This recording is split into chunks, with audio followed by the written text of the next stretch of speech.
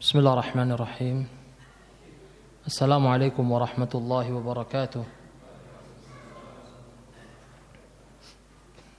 Innal hamdalillah nahmaduhu wa nasta'inuhu wa nastaghfiruh wa nastahdihi wa natubu ilayhi wa na'udzu billahi min shururi anfusina wa min sayyiati a'malina.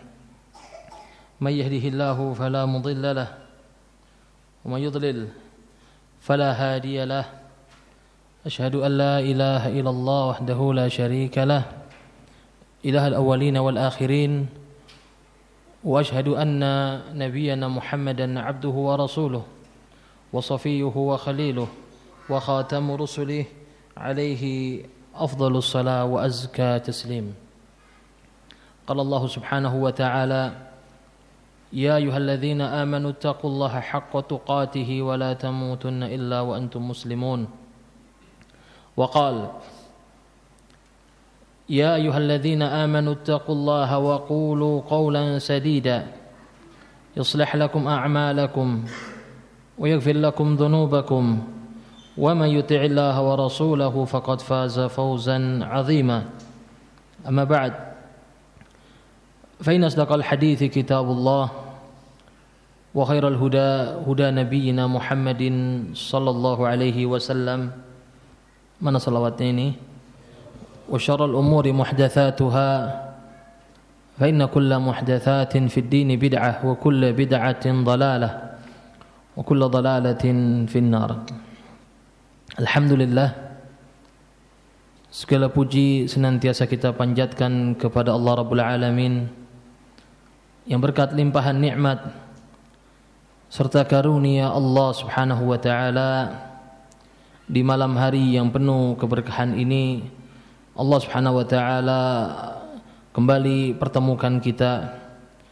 Allah Subhanahu wa taala berikan pada kita taufik, berikan pada kita kesempatan untuk bersama-sama kita bermujalasah, bermudarasah, sama-sama belajar dengan tujuan kita berusaha menjadi hamba Allah Subhanahu wa taala. Kita berusaha mendapatkan predikat faman zuhziha 'anil nar wa udkhilal jannata faqad faz. Kita bersama-sama berusaha meraih kesuksesan, yaitu orang yang dijauhkan dari api neraka dan dimasukkan ke dalam surga Allah. Itulah sejatinya orang yang sukses. Salawat serta salam selalu tercurahkan dan terlimpahkan kepada junjungan kita sebaik-baik contoh Nabi kita Muhammad sallallahu alaihi wasallam, yang dengannya Allah Subhanahu wa taala keluarkan kita dari gelapnya kezaliman yang paling zalim, yaitu peribadatan kepada sama makhluk, menuju cahaya Allah Subhanahu wa taala, yaitu cahaya tauhid. Harapannya semoga kajian kita di malam hari ini kelak akan menjadi pemberat timbangan amalan salih kita di yaumil akhir. Amin Allahumma amin. Ahibat fillah, a'azzani Allah wa iyyakum. Kita masuk ke hadis yang ke-20. Al-hadis al-'ishrun an Abi Mas'ud Uqbah bin Amr al-Ansari al-Badri radhiyallahu ta'ala anhu. قال رسول الله صلى الله عليه وسلم إن مما أدرك الناس من كلام النبوة الأولى إذا لم تستحي فاصنع ما شئت. Dari Abi Mas'ud Uqbah bin Amr al-Ansari al-Badri, semoga Allah meridainya, dia mengatakan Rasulullah sallallahu alaihi wasallam, di antara yang didapatkan oleh manusia dari peninggalan para anbiya yang terdahulu adalah, kalau kamu tidak malu, lakukanlah apa yang kamu inginkan. Hadis ini membahas tentang rasa malu, dan ini juga sesuai dengan sabda Nabi sallallahu alaihi wasallam, al-imanu bid'u wa sab'una syu'bah fa afdaluha aw fa a'laha qawlu la ilaha illallah wa adnaha imatatul adha anit tariq wal haya syu'batun minal iman. Rasulullah sallallahu alaihi wasallam juga bersabda, iman itu 70 sekian cabang. Yang paling tinggi, yang paling utama dan ini merupakan dasar pokoknya adalah la ilaha illallah.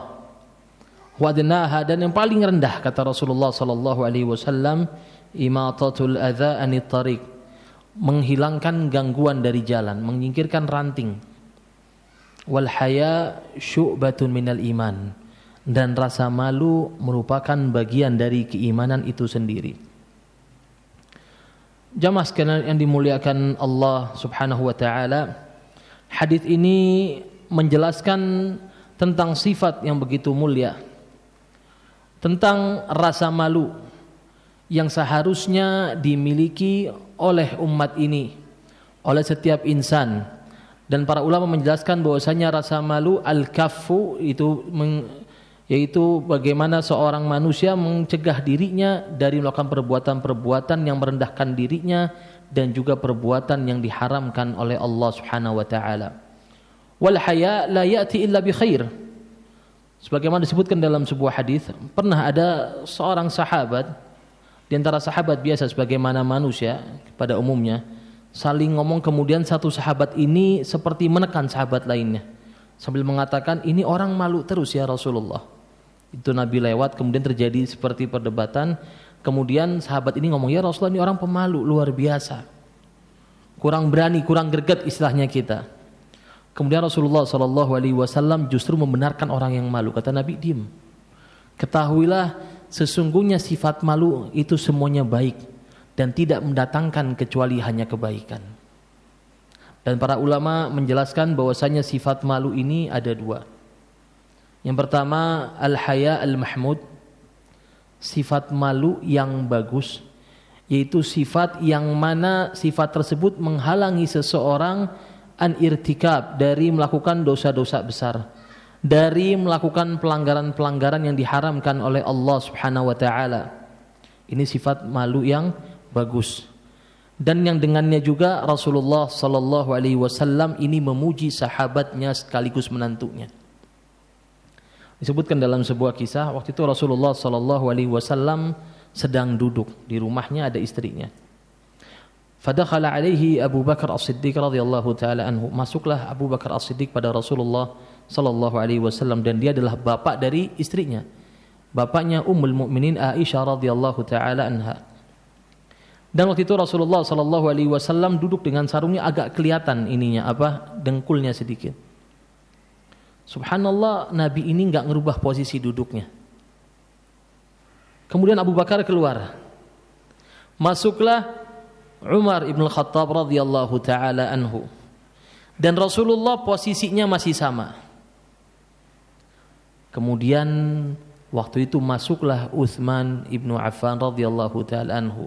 Maka Rasulullah segera memperbaiki posisi duduknya. Abu Bakar masuk, biasa saja ya.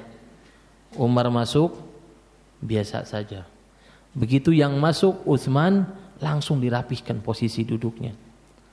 Faqalat, maka itu Ummul Mukminin bertanya pada Rasulullah, ya Rasulullah, tadi bapak saya masuk, engkau biasa saja, maksudnya tidak merapihkan, masih kelihatan sedikit dengkulnya. Kemudian masuk juga sahabatmu Umar bin Khattab dan engkau masih biasa saja. Kenapa ketika Utsman yang masuk engkau langsung merapihkan sarungmu, dirapihkan posisinya? Apa kata Rasulullah sallallahu alaihi wasallam? Ala astahyi min rajulin tastahyi minhul malaikah. Bagaimana kiranya aku tidak malu dari seseorang yang malaikat pun malu sama dia. Subhanallah. Ini juga, dan dari hadis ini para ulama menjelaskan tentang batasan aurah. Ya, ini bisa diambil hukum fikih dari sini, batasan aurah. Jadi apakah dengkul ini batasannya, apakah batasan termasuk dalam aurah itu sendiri?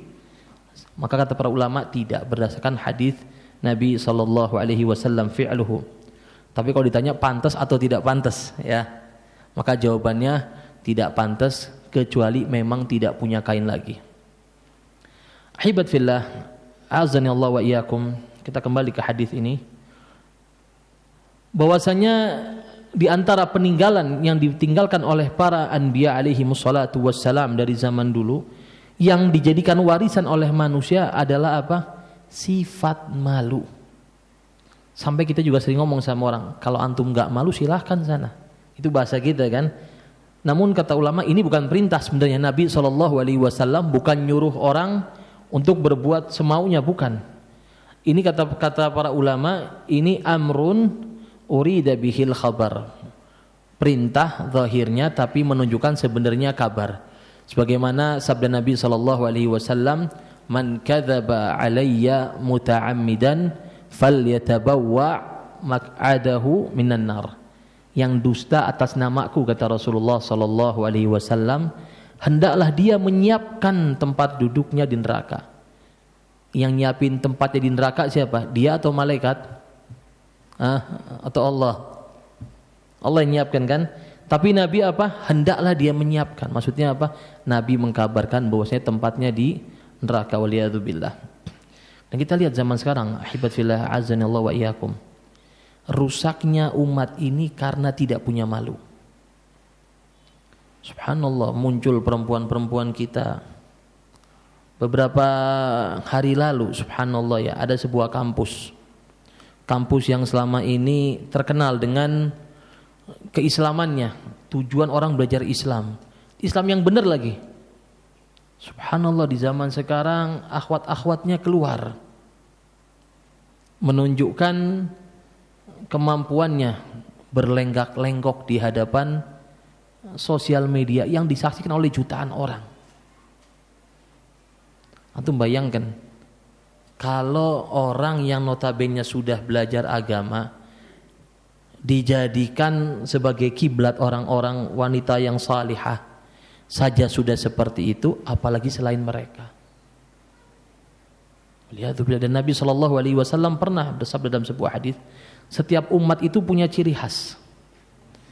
Dan ciri khas umat ini adalah sifat malu itu sendiri. Ini sifat malu jamaah sekalian. Yastahfuna minan nasi wa la yastakhfuna minallah. Bersembunyi dari manusia tapi tidak bersembunyi dari Allah Subhanahu wa taala. Lenggak-lenggok. Ini juga nasihat saya buat para akhwat, barangkali ada yang menyaksikan di rumah atau ada yang dengar, enggak masalah. Wallah, perempuan yang salihah, perempuan yang baik, itu bukan perempuan yang paling banyak belajar bahasa Arab. Saya katakan ya, walaupun di sini depan saya ikhwan semua, tapi perempuan yang salihah, perempuan yang baik bukan yang paling banyak belajar bahasa Arab, bukan. Bukan yang paling banyak menghafal kitabullah, bukan. Apa kata Allah? Fasalihatu qanitatun hafizatun lil ghaibi bima hafizallah. Siapa yang salihah? Yang ibadah, tunduk patuh sama Allah, menjaga dirinya. Ini apa saya agak bahas wanita lagi. Kemudian sabda Nabi SAW yang termasuk minal muhlikat, 7 hal yang membinasakan. Apa beliau sebutkan? Wa qadful muhsanatil ghafilat. Sampai Nabi sebut al-ghafilat. Apa makna al-ghafilat? Polos. Perempuan atau perempuan yang polos, enggak keluar rumah. Dan jamaah sekalian, waliyadzubillah, kalau misalkan tadi perempuan-perempuan yang disebut perempuan-perempuan yang menjadi kiblat untuk orang-orang belajar agama sudah berlenggak-lenggok, maka bagaimana kejayaan umat ini akan diharapkan? Bagaimana akan lahir Imam Syafi'i, bagaimana akan lahir Imam Ahmad, yang mana mereka ini jamaah sekalian lahir dari wanita-wanita single parent, nggak ada pasangannya, tapi anak-anaknya sukses. Kenapa? Punya rasa malu. Buka Al-Quran. Bagaimana kisah anak dari Nabi Syuaib datang ke Nabi Musa, tamshi ala istihya, datang ke Nabi Musa berjalan sambil dengan rasa malu. Ini yang harus dimiliki oleh setiap mukmin. Makanya Nabi sampai ngomong, kalau nggak punya malu ya sudah sana. Seakan-akan seperti orang ditelantarkan, faham? Tidak lagi dalam perlindungan Allah Subhanahu wa taala. Kemudian juga Rasulullah sallallahu alaihi wasallam juga memuji sahabatnya yang lain yang bernama Al-Munzir ibn A'ith min Bani Abdul Qais. Munzir ibn A'ith min Bani Abdul Qais ini terkenal dengan Al-Ashaj. Jadi kalau kita baca hadis ini jangan baca Al-Ashaj itu apa, jangan namanya bukan. Ashaj itu julukan, dia di sini punya bekas apa codet, paham? Jadi mungkin pernah perang terus kena sabetan sampai disebut Al-Ashaj Abdul Qais. Nabi sallallahu alaihi wasallam bersabda, "Inna fika khaslatani yuhibbuhumullahu wa rasuluh." Ketahuilah dalam dirimu ini terdapat dua hal yang disukai atau dua sifat yang disukai oleh Allah dan Rasulnya. Disukai sama Allah sama Rasulnya. Kita mau enggak disukai sama Allah sama Rasulnya? Yang pertama al-hilmu, yang kedua wal-haya. Yang pertama sifat santun lemah lembut, yang kedua sifat rasa malu.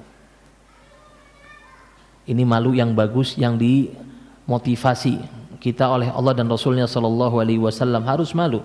Yastakhfuna minan nasi wa la yastakhfuna minallah. Mereka ini bersembunyi dari manusia namun tidak bersembunyi dari Allah.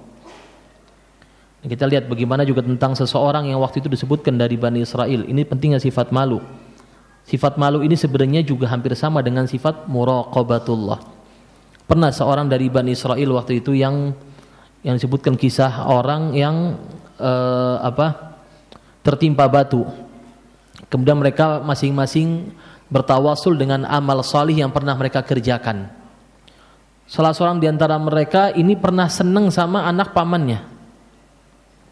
Senang sama saudari perempuannya, anak pamannya, sepupunya. Kemudian dia berpikir, bagaimana saya bisa menggauli wanita tersebut. Subhanallah, suatu ketika perempuan ini dalam keadaan sulit, gak punya uang, butuh uang, datang ke orang ini. Katanya apa? Siap, saya bisa bantu, tapi dengan syarat izinkanlah aku untuk menjamah dirimu. Subhanallah, butuh uang, terpaksa. Singkat cerita, ketika sudah mau melakukan perbuatan dosa, si laki-laki nanya, sudah nutup semua pintu? Sudah, semua pintu sudah tertutup kecuali satu pintu. Pintu yang mana? Pintunya Allah subhanahu wa ta'ala. Wa huwa ma'akum, Allah senantiasa hadir bersama kalian. Subhanallah, orang ini pun akhirnya merasa gemetar, takut. Dan dia pun tidak jadi melaksanakan perbuatan dosanya, dan dia berikan uangnya kepada sepupunya. Wa subhanallah, kemudian dalam hadis tersebut dia berdoa pada Allah, ya Allah, seandainya saya perbuat ini dalam keadaan ikhlas karenamu ya Allah, tolong bukakan pintu gua ini. Subhanallah, Allah jawab doanya. Ini penting, kita harus punya malu kepada Allah subhanahu wa ta'ala. Nah, kita kembali ke sini. Waktu itu Rasulullah juga dan juga sifat malu ini terbagi menjadi dua. Ada sifat malu yang sifatnya jibilli, bawaan dari lahir. Ini masya Allah sifat bagus, bawaan dari lahir. Ada sifat malu yang sifatnya atau yang itunya muktasab, jenisnya muktasab, dipelajari. Kita mungkin ingat kisah Al-Khansa. Al-Khansa salah seorang wanita muslimah yang di zaman jahiliyah ini pernah tawaf telanjang keliling Ka'bah meratapi saudara laki-lakinya yang gugur meninggal. Zaman jahiliyah subhanallah nggak punya malu ya. Tawaf keliling Ka'bah telanjang orang. Perempuan loh.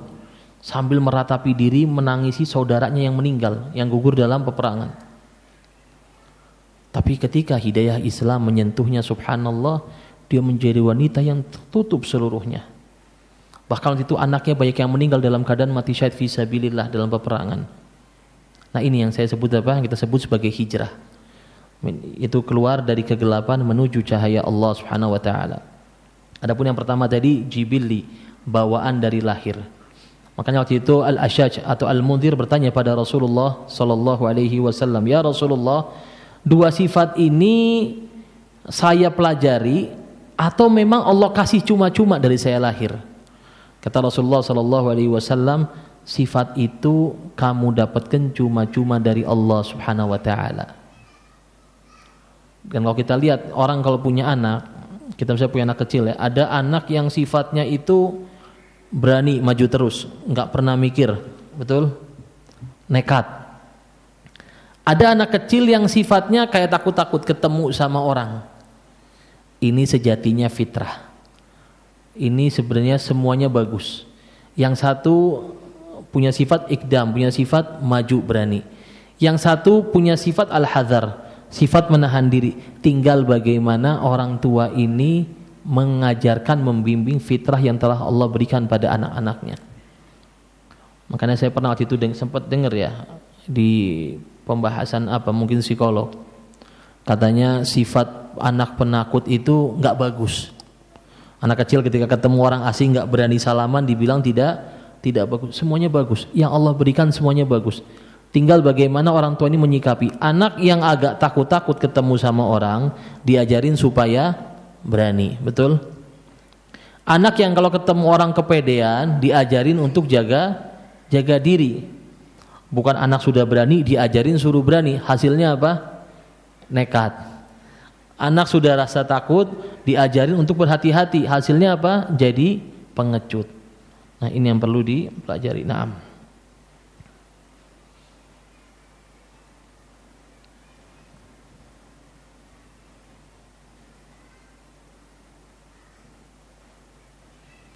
Kemudian Rasulullah sallallahu alaihi wasallam juga menjelaskan tentang makna malu. Beliau sallallahu alaihi wasallam bersabda, "Antahfadhar ra'sa wa ma wa'a." Di antara sifat malunya kamu kepada Allah Subhanahu wa taala adalah kamu menjaga kepalamu dan apa-apa yang difikirkan oleh kepalamu. Ini adab yang luar biasa. Jadi enggak ada kefikiran untuk berbuat dosa, enggak ada kefikiran bagaimana caranya kalau enggak ada orang berbuat ini. Senantiasa dia jaga pikirannya, dia jaga pandangannya, dia jaga lisannya, karena kepala semua dijaga. Yang di kepala dan apa yang di dalam kepala dijaga sama dia, baik pikiran maupun pandangannya. Jangan sampai ketika dia sendiri yantahiku maharimallah, malah dia melanggar atau mencederai hak-hak yang Allah langgar, yang apa yang Allah haramkan. Disebutkan dalam sebuah hadis tentang seseorang di hari kiamat nanti yang datang dengan pahala sebesar jibal tihamah, banyak pahalanya. Pahala saum, pahala salat, datang dengan banyak pahalanya. Tapi subhanallah hari kiamat dijadikan seperti debu yang ditiup. Kenapa? Ini orang kalau sendirian yantahiku maharimallah, benar-benar mencederai, melanggar batasan-batasan yang telah Allah berikan. Kenapa? Enggak punya malu sama Allah Subhanahu wa taala. Kemudian juga Rasulullah sallallahu alaihi wasallam juga bersabda, "Wal batna wa ma hawa." Juga menjaga perutmu dan apa-apa yang ada di perutmu, termasuk hatinya, amalannya, fikirannya. Itulah hakikat dari makna malu kepada Allah Subhanahu wa taala. Kemudian juga Rasulullah sallallahu alaihi wasallam bersabda, "Wa antadhkural mauta wal bala." Dan juga rasa malu kepada Allah Subhanahu wa taala, hendaknya kamu memikirkan tentang kematian dan kehancuran hari kiamat. Orang kalau punya malu kepada Allah Subhanahu wa taala ya begini, menjaga apa-apa yang ada di dirinya. Dia jaga kepalanya, dia jaga matanya, dia jaga mulutnya. Jangan sampai dia makan hak-hak orang yang Allah haramkan. Maka disebutkan Abu Bakar As-Siddiq radhiyallahu taala pernah waktu itu makan suatu hal yang dia enggak tahu dari mana asalnya. Disebutkan suatu ketika dia mendapatkan hadiah dari seorang, kemudian orang ini mengatakan, dia Abu Bakar nanya, ini dari mana? Kata orang ini berasal dari hartaku dulu ketika aku masih menjadi seorang dukun. Padahal dia nggak tahu dari mana asalnya, faham? Sudah makan baru dia nanya.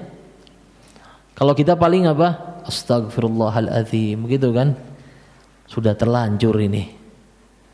Mungkin minta lagi mungkin. Lagi makan keselak, orangnya punya air, diminta airnya. Mungkin airnya juga berasal dari harta yang haram. Itu kalau orang sekarang ya. Abu Bakar As-Siddiq begitu tahu ini harta bukan harta yang halal, padahal dia pertama ini orang harta dapat zaman dulu. Kemudian Abu Bakar sudah makan baru tahu ini harta tidak halal. Apa yang beliau lakukan? Beliau muntahkan. Saking apa yang? Saking punya rasa malunya. Saking beliau tidak ridho jangan sampai ada barang haram masuk ke dalam mulutnya. Anaknya pun sama, Ummul Mukminin Aisyah radhiyallahu taala anha. Disebutkan Ummul Mukminin ini, kita paham ya, kuburan Rasulullah, kuburan sahabat itu dalam rumahnya Ummul Mukminin Aisyah radhiyallahu taala anha. Disebutkan waktu itu Ummul Mukminin itu ketika yang dikuburkan Rasulullah, kemudian bapaknya, beliau itu kalau ganti baju ya sudah di rumah. Di dalam kamar tertutup sudah nggak ada yang lihat, karena di situ cuma kuburan bapaknya dan kuburan suaminya. Tapi subhanallah, begitu ada kuburan Amirul Mukminin Umar ibn Khattab radhiyallahu taala anhu, sudah meninggal loh, tidak berani sembarangan ganti baju di situ, merasa segan. Ini harus dimiliki oleh setiap mukmin wa mukminah, laki dan juga wanita, segennya sama Allah harus punya. Jangan sampai kita naudzubillahi min dzalik, orang yang selama ini dianggap sebagai tokoh agama, menjadi kiblat, malah tidak memiliki sifat malu itu sendiri. Makanya pentingnya seseorang memiliki sifat malu, jaga perutnya, jaga pandangannya, dan juga senantiasa mengingat akhirat, mengingat hari akhir. Adapun haya yang jelek, sifat malu yang jelek, yang kedua adalah sifat malu yang menjadikan seseorang mencegah dirinya dari berbuat baik. Kayak zaman sekarang subhanallah, kalau berbuat baik malu, kalau berbuat buruk bangga. Dan juga syubhat syaitan waliyadzubillah, sampai ada istilah lebih baik terlihat buruk di pandangan orang. Nggak mau kelihatan soleh, ibadah adalah urusan saya dengan Allah. Ketemu orang pamer-pamer, misalkan pakai anting, pakai kalung, pakai gelang. Kenapa? Nggak mau riya, nggak mau dibilang sok alim. Ini orang sudah terjerumus ke dalam perangkap syaitan waliyadzubillah. Contohnya paling banyak terjadi sama anak-anak muda. Ketika azan waktunya sholat, begitu dia berdiri mau sholat, subhanallah, temennya mau kemana? Saking malunya ngomong apa? Mau ke kamar mandi, mau pulang sebentar. Kenapa dia nggak berani ngomong mau sholat? Kan bisa jadi itu syiar juga sebenarnya. Bisa jadi ketika dia ungkapkan saya mau sholat, itu bisa mengetuk hati teman-temannya. Tapi tadi khuzlan, rasa rendah, rasa tidak percaya diri, tidak punya izah sama Islam, akhirnya apa? Ketika berbuat amal saleh, berbuat baik, nggak berani ngomong, ngumpet. Bahkan waliyadzubillah, mungkin ketika teman-temannya lagi pada berbuat maksiat, dia nggak berani negur. Bahkan untuk, jangankan negur, untuk berdiri saja dia nggak berani dari situ, apalagi untuk menegur. Dan ini banyak sekali terjadi. Dan mukmin jamaah sekalian tidak boleh punya sifat malu ini, atau sifat malu dari hadir kajian. Takut dibilang sok alim, takut dibilang sok soleh, takut dibilang ini. Lihat wanita Ansar. Kata Ummul Mukminin Aisyah radhiyallahu ta'ala, khairun nisa nisaul ansar. Sebaik-baik perempuan adalah perempuan Ansar.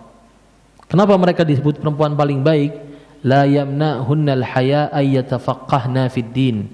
Mereka tidak tercegah dari rasa malu untuk mempelajari agama.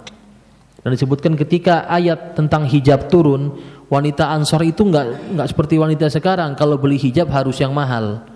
Kalau hijabnya robek, malu ditambal-tambal. Wanita Ansor gorden dirobek dijadikan hijab. Jadi ingat ya, seorang ini kalau mau berbuat kalau mau ikutin perintah dan Rasulnya, jangan takalluf. Termasuk ikhwan-ikhwan juga. Punya kain bolong, ya tambal. Nggak punya duit, tambal dulu. Jangan sampai malah nggak ke masjid. Kenapa? Ini celananya bolong, nggak ke masjid. Loh, kan bisa ditambal. Malu apa kata orang. Apa kata orang, bukan apa kata Allah. Perempuan kerudungnya sudah belel, sudah luntur warnanya, hadir kajian yang isinya artis-artis, ya, kajian-kajian kelas langit ya, papan atas. Yang habis kajian, subhanallah, saya kadang-kadang bingung, ini kajian apa ya, hebat motivasi atau gimana, wallahu a'lam. Habis kajian tangannya begini, dipamerkan semua tangannya, ada mereknya. Dicek 1.500.000. Subhanallah. Bagaimana orang-orang yang enggak kenal Allah mau dekat sama mereka? Kalau mereka sih sudah bikin beres, sudah bikin penghalang, bikin orang-orang takut. Wala tatudil ladina yad'una rabbahum bil ghadati wal ashi yuridun wala yad'una rabbahum bil ghadati wal ashi yuriduna wajha. Jangan usir orang-orang yang pengen menyembah Allah. Di antara maknanya apa? Antum ini jangan sebagai seorang dai atau orang muslim, jangan bikin orang lain ini merasa ngeper ketemu antum. Kenapa harus dikit-dikit afwan ya? Ini sedikit saya kritisi. Senangnya pamer kemewahan sebagai seorang influencer wala apa. Niatnya kalau ditanya kenapa pamer kemewahan? Islam kaya. Masya Allah.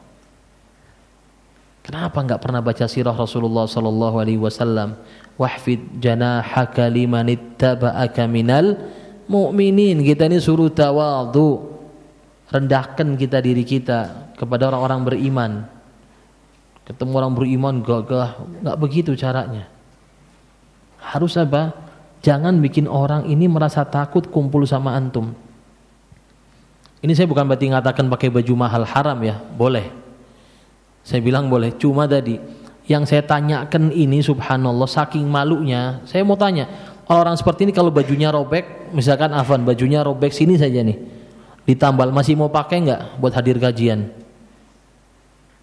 Cukup jawab masing-masing. Lihat sahabat Rasulullah sallallahu alaihi wasallam, Mus'ab bin Umair, orang kaya bukan orang miskin Mus'ab ini. Karena Islam jadi miskin. Islam jadi miskin, bukan malas.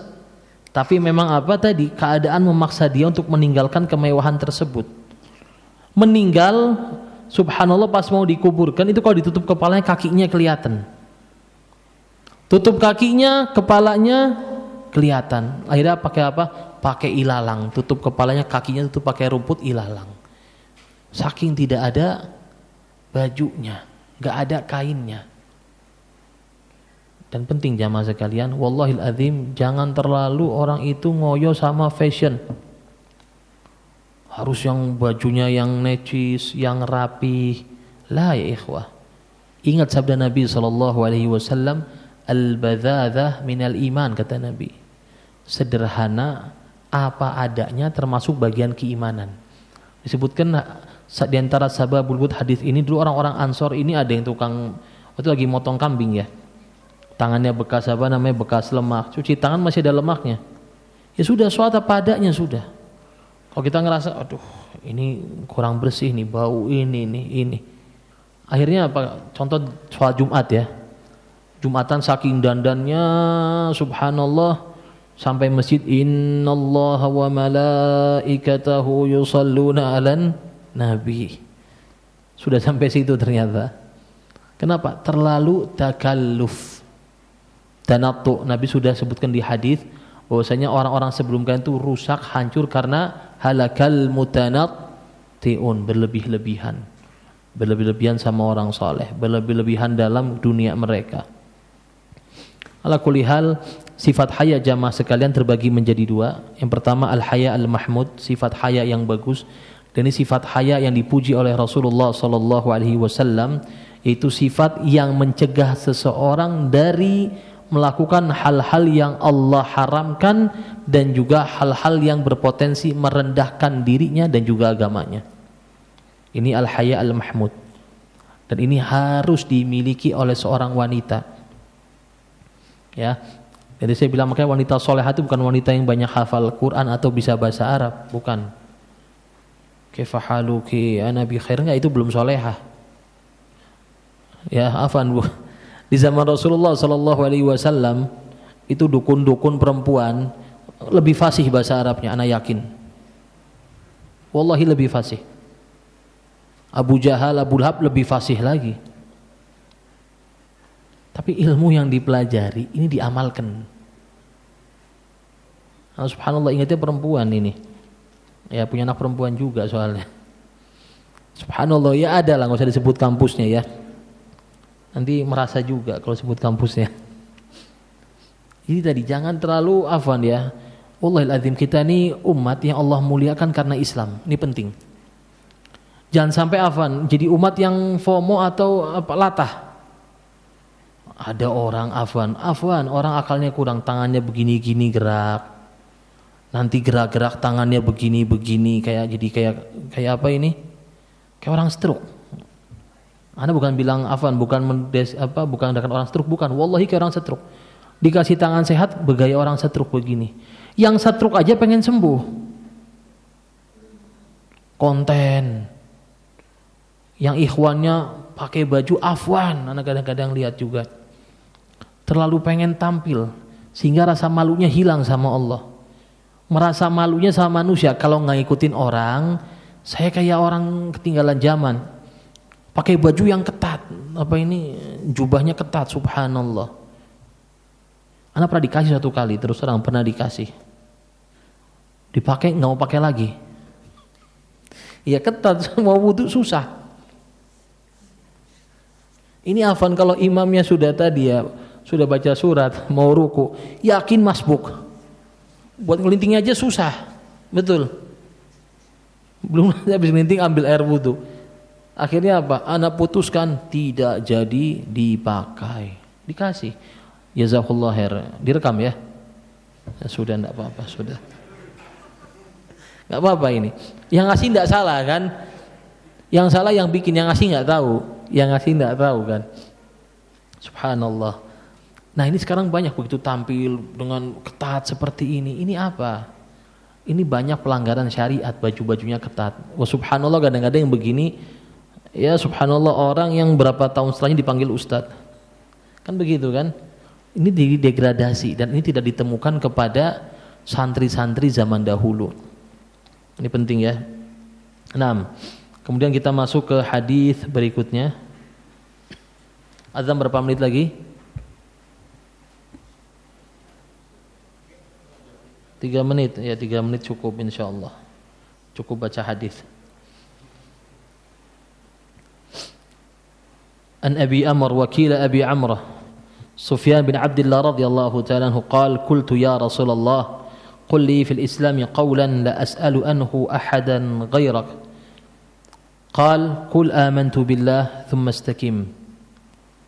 Dari Abi Amr atau dari Abi Umar wakil Abi Amrah Sufyan bin Abdullah Al-Thaqafi radhiyallahu ta'ala anhu, dia mengatakan, aku berkata pada Rasulullah sallallahu alaihi wasallam, ya Rasulullah, berikanlah pesan padaku atau sebuah ucapan atau sebuah pesan yang aku tidak akan tanyakan kepada orang lain selainmu ya Rasul. Artinya apa? Pesan khusus buat saya yang hanya engkau yang mampu untuk memberikan pesan tersebut.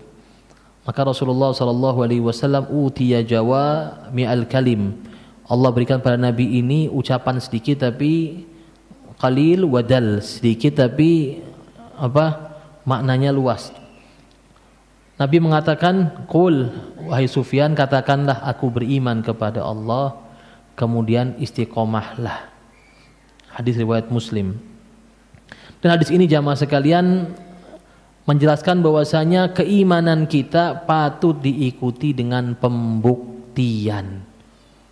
Innal ladzina qalu rabbunallahu tsummas taqamu. Orang yang mengatakan Tuhan kami Allah kemudian istiqomah dalam persaksian mereka, benar.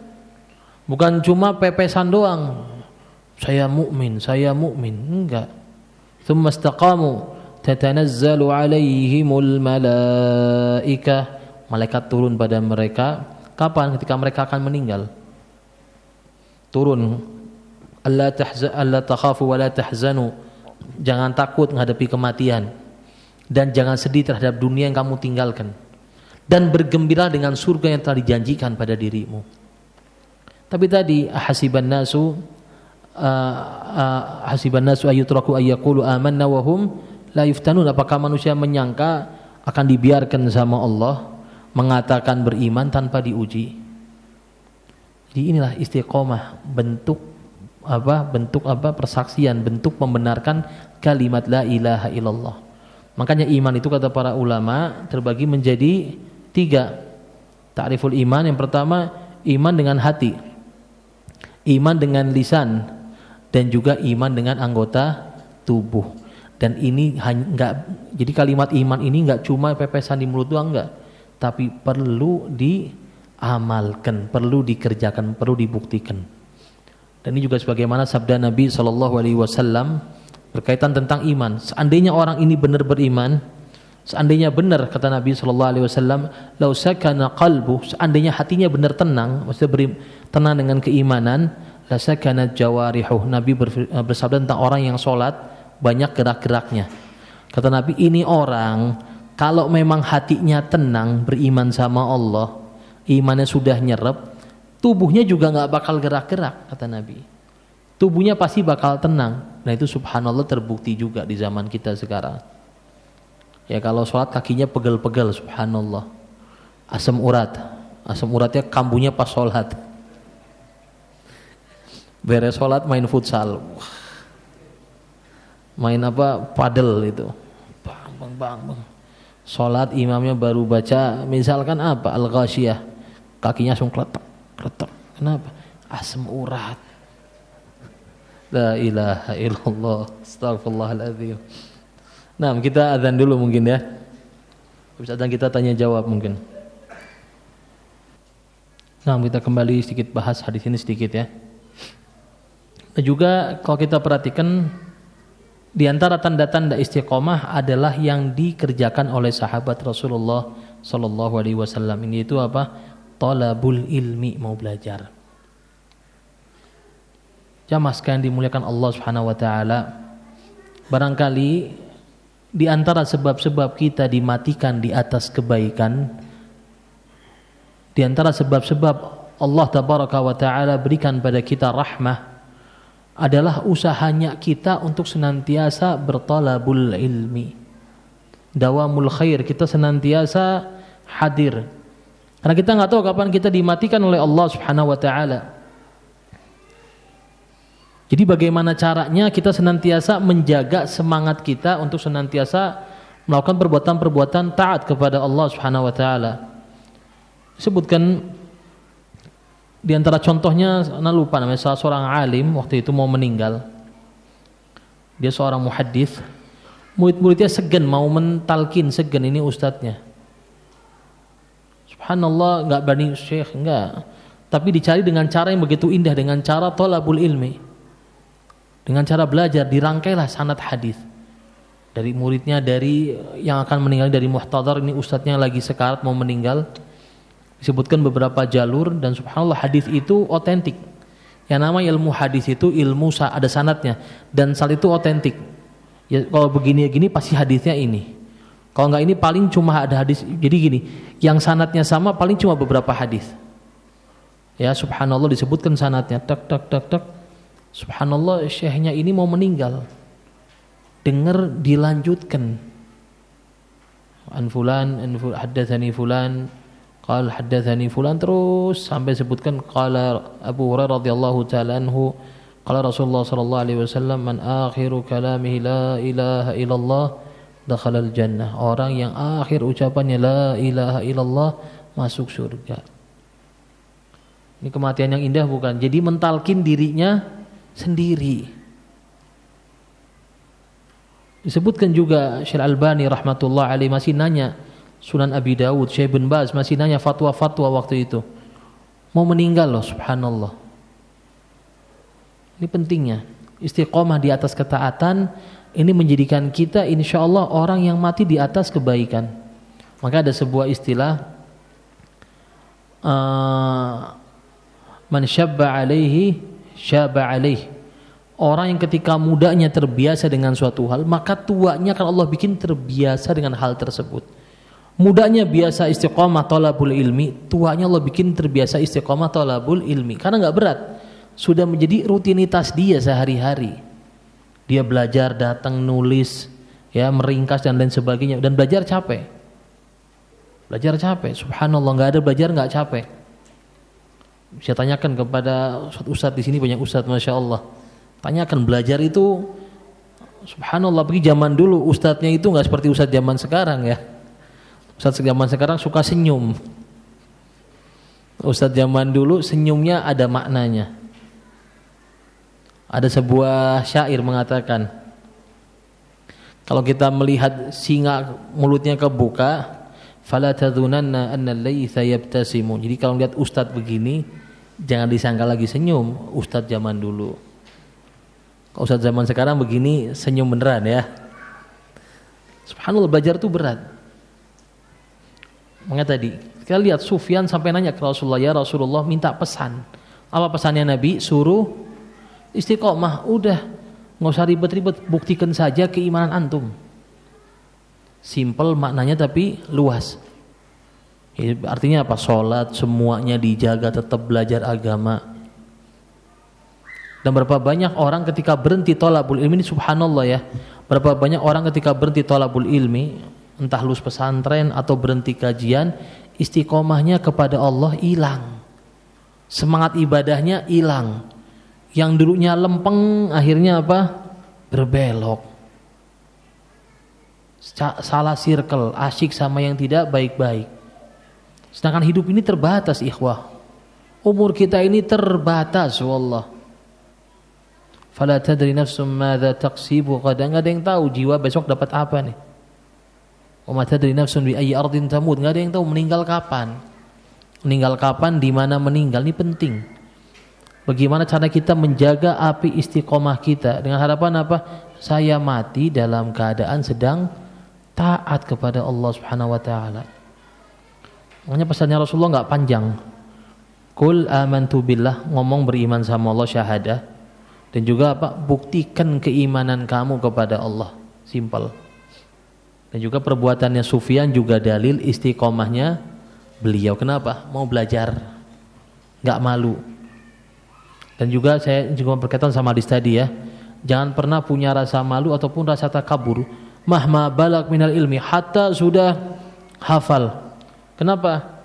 Fala rubbama, bisa jadi nanti menemukan sebuah hikmah dari yang dia dengar dari sebuah kajian. Wal hikmah dhalatul mu'min. Karena orang yang sombong, orang yang malu nggak bakal belajar. Bagaimana mau bisa jadi orang yang istiqamah? Wallahu taala a'lamu bissawab. Kalau ada pertanyaan boleh, kalau tidak ada langsung saja kita iqamah. Nah.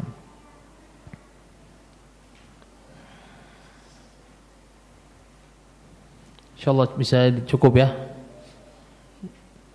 Baik, mungkin kita tutup saja kajian kali ini dengan doa kafarat al-majlis. Subhanakallahumma wa bihamdika asyhadu an la ilaha illa anta astaghfiruka wa atubu ilaik. Barakallahu fikum. Assalamualaikum warahmatullahi wabarakatuh.